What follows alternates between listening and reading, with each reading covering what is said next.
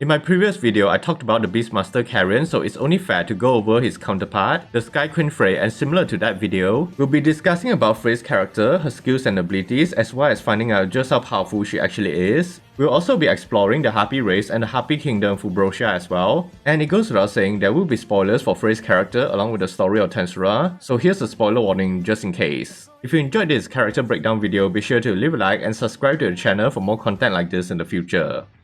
To start, let's first go over the Harpy race itself before talking about the Sky Queen Frey. Now, the light novel doesn't explicitly provide an origin for the Harpies, but because they are classified as demi-humans, they were likely another creation of Twilight Valentine, and what made them special was the fact that they were a predominantly female race, with the rare occasion that a male Harpy would be born. That's why Harpies mostly rely on mating with other stronger species of wing margin, or in some special cases, there were Harpies that could produce asexually without the need of a partner. Another unique trait of Harpies was that unlike other margin races such as lycanthropes or ogres that practice polygamy, Harpies were one of the few races in the Tensura world that practiced monogamy. It was for this reason that Frey had rejected Charon's confession of love later in the story. That said, as for the Harpy society itself, they were ruled by a Harpy queen, but the conditions to become one was quite strict. For instance, the candidate needs to have the inherent ability to reproduce sexually or asexually, and if one is unable to bear children, they were often banished from the clan or killed. Additionally, they needed to be born with natural immunity towards all the attacks of their own species, and possess the extra skill Celestial Eye, which allows the user to directly see magicals or other spiritual matter with extreme accuracy, while also serving as a form of clairvoyance that greatly enhances their senses. The last notable condition was the candidate will have to fight the current Harpy Queen, overpower their attack immunity, and then kill them. But aside from that, Harpies were quite classist as well because they generally viewed and deemed wingless creatures to be inferior no matter how powerful they are as a margin. They only considered all winged creatures to be equals and believed they are superior within their society. In any case, Harpies were considered to be rulers of the sky, and the reason for this is mainly thanks to their amazing flight capabilities, being extremely fast whenever they are in the air. They were also said to have amazing eyesight, being able to spot even the smallest of creatures on the ground from great heights. But what really gave them the advantage over other aerial species was their intrinsic skill Magic Interference. This essentially allows them to create a field that disrupts the target's flow of magicals, and they mainly use this to negate any flight-based magic or skills. And for more skillful users of Magic Interference like Frey, they can even use their talents to directly negate the use of magic and skills, and completely disturb the internal magicals of a target. However, despite their supremacy over the skies, the Harpies were extremely fearful of Charybdis because it's one of the few flying monsters that can't be affected by the Harpies' magic interference. That's why Harpies consider Charybdis to be their natural enemy, and whenever the monster is reborn into the world, it will always bring great calamity to their race. Now, having explained that, we can now talk about the Sky Queen Frey, and starting with her past. She is the daughter of the former Harpy Queen, and growing up, she hated her mother for never showing her any form of maternal love. This ultimately caused Frey to develop a rather cold, distrusting, and prideful nature, although she did become better after she befriended Milim. Nevertheless, the reason for her mother's terrible treatment of Frey was that unbeknownst to Frey, she used to have an older twin sister named Nazim, and the queen actually favored her more. But because Nazim was born a mutant and infertile, she had to be exiled from the clan, so it's likely that the queen resented Frey for being the one that would succeed her. And surprisingly, Nazim will return much later in the story, which we'll talk about soon. To continue, when it was time for Frey to challenge her mother, she killed the former Harpy Queen without hesitation, and having taken the throne, Frey immediately established the winged nation of Fubrosia. She later built her city around the mountain ranges south of the Kusha Mountains, with her capital city being called Jia. And not much is known about the Harpy nation, but we do know they have a military organization known as the Soaring Flock. This military organization was made up of roughly 100 members, with Frey having direct control, and she was assisted by two daughters, the twin wings, Lucia and Claire. And in the side story Trinity in Tempest, Frey has a third daughter named Namu. Now back to Frey. When she defeated the former Harpy Queen, she apparently acquired a Demon Lord seed, and because of this, she was appointed to the Demon Lord Council around the same time as Clement and Carrion, becoming known as the Sky Queen and also the third generation of Demon Lords. And being one of the youngest generations, Frey had constantly made moves to increase her own power base to bridge the gap between herself and the older generation Demon Lords. It was because of this aggressive pursuit of power that she, along with her fellow third generation Demon Lords, became the most well-known Demon Lords among human society.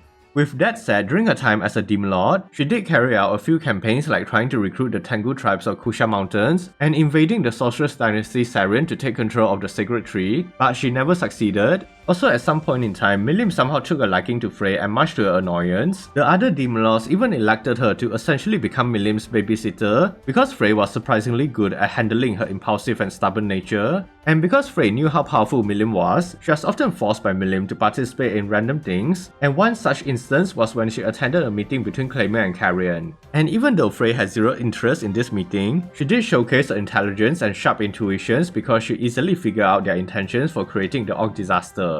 But this made Frey worry because with the seal on Charybdis being greatly weakened when the Storm Dragon Valdra had disappeared, and paired with the deaths the Orc disaster had caused, she predicted the monster would soon be returning. So after the conference was over, she returned to Fubrosia to prepare her forces, and later she would be approached by Clayman who offered to help. Frey accepted the offer, and as we all know, Milim easily defeated Charybdis. Now, owing Clayman a favor, he eventually asked Frey to help him dominate Milim, so he gave Frey a mind-controlling pendant that she used just before the events of Walpurgis. However, the domination effect apparently failed, and because only Frey knew this, she later colluded with Milim and they pretended to follow Clayman's order, planning to expose all his schemes during Walpurgis. Furthermore, when Milim was ordered to eliminate Carrion, Frey intentionally told Clayman that Carrion was dead, but in reality, she was keeping Carrion in hiding and told him about their plans. That's why Carrion was disguised as Frey's subordinate when they attended Walpurgis. Adding to this, Frey apparently became quite fond of Milim and even developed a sort of maternal love for her. So when she saw how Clayman treated Milim, she was greatly angered by his actions and decided to make him suffer, but of course, Rimuru eventually delivered the perfect punishment for Clayman. Although Frey still got her own revenge during Walpurgis by dealing the most emotional damage to Clayman when she revealed their betrayal. With Clayman defeated, Frey will announce her departure from the Demon Lord Council, realizing that she was far too weak to call herself a Demon Lord, and also she genuinely desired to serve Milim because she wanted to help Milim become a better leader. In addition to Frey, Carrion would join as well, and including Clayman's own territory, they were now all under Milim's control. But Milim only ruled in name, and Frey was actually the one that handled most of the administrative work of their new nation. Although after Walpurgis ended, Frey had provided Milim lessons on being a leader, even forcing her to do homework which often caused her to run away to temples and hide inside the labyrinth Rimuru was building. And speaking of Rimuru, he will provide assistance in the reconstruction of a new capital in the ruins of Eurozania. And I found it funny that Frey was so impressed by the height of the sky castle Rimuru proposed that she completely lost interest in trying to invade Sareon for the sacred tree. Now during the Temple's Founders Festival, Frey would attend alongside Milim, but when they arrived, Rimuru made the mistake of assuming that Frey was a similar species to Paltry. However, Frey wasn't angry, rather she was only testing Rimuru's reaction and seeing his humility. She was satisfied knowing that he will be a good influence on Milim. Frey really does behave like Milim's mother. Nonetheless, not much happened during the festival, and after it was over, Frey simply continued with her usual routine, although it was hilarious that she had a security detail following Milim to stop her from running away. But Milim still escaped, and Frey manages to find where she has been hiding all the time and literally dragged her back home while lecturing her. Anyways, when the Eastern Empire declared war on Tempest, Frey sent reinforcements to help, but having learned about the one-sided victory of Tempest and Rimuru casually awakening 7 true Demon Lords, it actually gave Frey a headache because it completely disrupted the balance of the world. But her mood was improved thanks to Carrion, and it's here they have a brief moment discussing about their relationship and their desires to become stronger, although it was interrupted by Milim. Regardless, during the second Eastern Empire invasion, Milim sent Frey and Carrion to help Rimuru's forces fight the Imperial Magic Beast Division in Dwargon because she hoped the experience would help them awaken into true Demon Lords, which did turn out to be true. Now regarding the battle, Frey would confront her sister Nazim, and she finally learned that she has a twin sister. Both sisters were engaged in aerial combat, and even though Nazim was more powerful in terms of magic use, Frey was faster and more intelligent. And using Celestial Eye, Frey learned that Nazim was about to evolve and would soon fall asleep, meaning that Frey just needed to wait. But Nazim doesn't plan on waiting, and she manages to trap Frey with her talents. However, because Frey is the Harpy Queen, Nazim was unable to harm her, and so Frey used her unique skill Double Winner to essentially store all the damage she received from Nazim and redirected it back to her with Echo Reflection. And before killing her, Frey actually revealed that she was jealous of Nazim because she was able to receive their mother's love. With that, Nazim was defeated and the souls meant for evolution was transferred to Frey. So before going into evolutionary sleep, she went to Carrion's side who was also sleeping and ordered Gabriel, Sophia and the Twin Wings to protect them. After the battle was over, Testarossa transported Frey and Carrion to safety where she was able to complete her evolution. In any case, Frey finally awakens as a true Demon Lord, and having evolved from a harpy into a divine bird, she has achieved divinity, making her now the ultimate life form. Her existence value also increased from 400,000 to now 1.95 million, meaning she is now at the disaster class threat level. Additionally, it seems that according to Rimuru, Frey has acquired an ultimate skill, although the light novel still hasn't officially revealed the skill. Later, Frey was able to test her newfound strength in Ramiris' Labyrinth when she fought the Floor Guardians. She would first face Adalman, Venti and Albert where she easily defeated them. That's because her talents were now equivalent to the mythical grade, so she easily ripped through the defenses of Albert and Venti. And with her magic interference being greatly improved as well, Adalman's magic became ineffective and with no protection, he was defeated. Next, Frey would fight Kumara, and in terms of strength they were similar, but Frey had more combat experience, so Kumara was defeated as well. Frey would then fight Apito, and according to Benimaru, it was a one-sided affair as Frey completely overwhelmed Apito. And it seems that Frey refused to fight Benimaru and Zagion because she knew that she would lose. Having said that, Frey and Carrion returned to Eurizania after their practice, and just before the battle with Feltway's forces, they reorganized the command structure of Milim's forces. Frey was now the chief of guards, and her soaring flock became Milim's royal guards. And thanks to Frey's awakening, the soaring flock now possessed threat levels ranging from rank A to the special A. Frey had a new unit as well called the Knights of the Skies, a group of Griffin Riders that consists of around 3,000 members with threat levels of A-. Furthermore, having Obera recently joining Milim's forces, Frey, Carrion and Midley became known as the Four Heavenly Kings because Milim wanted to copy Rimuru.